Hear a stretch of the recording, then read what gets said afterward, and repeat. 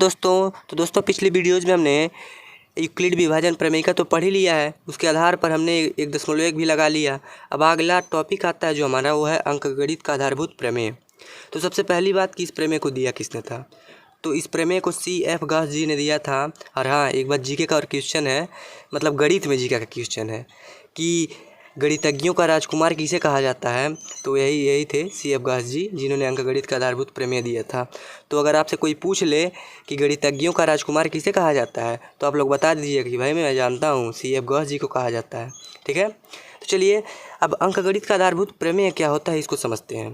तो दोस्तों, इसके अनुसार प्रत्येक भाज्य संख्या को अभाज्य संख्याओं के एक गुणनखंड के रूप में या गुणनफल के रूप में व्यक्त किया जा सकता है।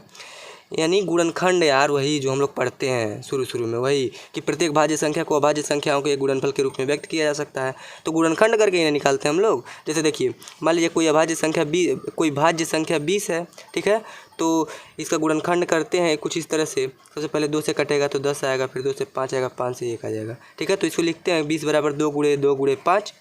तो यही ना हुआ कि ये एक भाज्य संख्या 20 था, इसको कई अभाज्य संख्याओं के गुणनफल के रूप में व्यक्त कर दिया। अब देखिए यहाँ 2 भी अभाज्य संख्या है, क्योंकि अभाज्य संख्या की मैं परिभाषा क्या बताया हूँ कि जो 1 और स्वयं से के अलावा किसी दूसरे से न कटे, तो 1 और 2 के अलावा या 2 किसी दूसरे से नहीं कटेगा। उसी तरह से 5 भी है।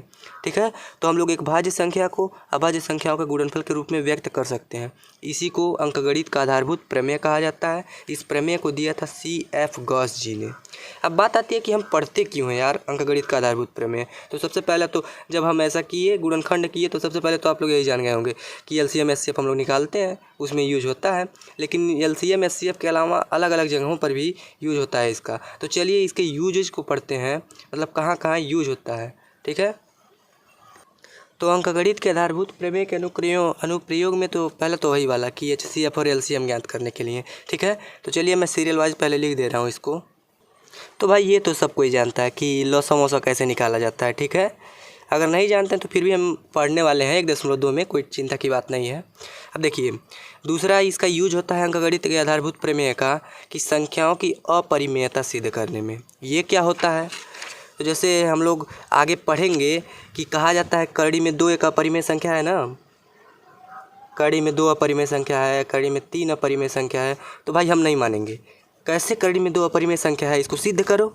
ठीक है, तो जब हम इसको सिद्ध करेंगे ना, तब यहाँ पर हम अंकगणित के आधारभूत प्रमेय का प्रयोग करेंगे। ठीक है, और फिर अगला इसका कहाँ प्रयोग होता है, तो परिमेय संख्याओं के दशमलव प्रसार का निर्धारण करना।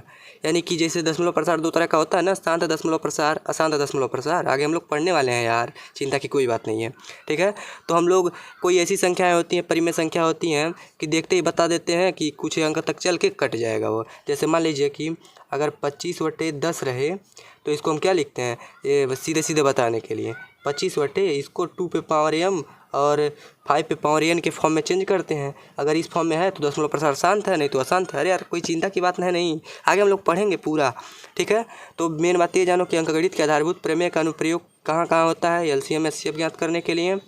दूसरा, संख्याओं की अपरिमेयता सिद्ध करने में।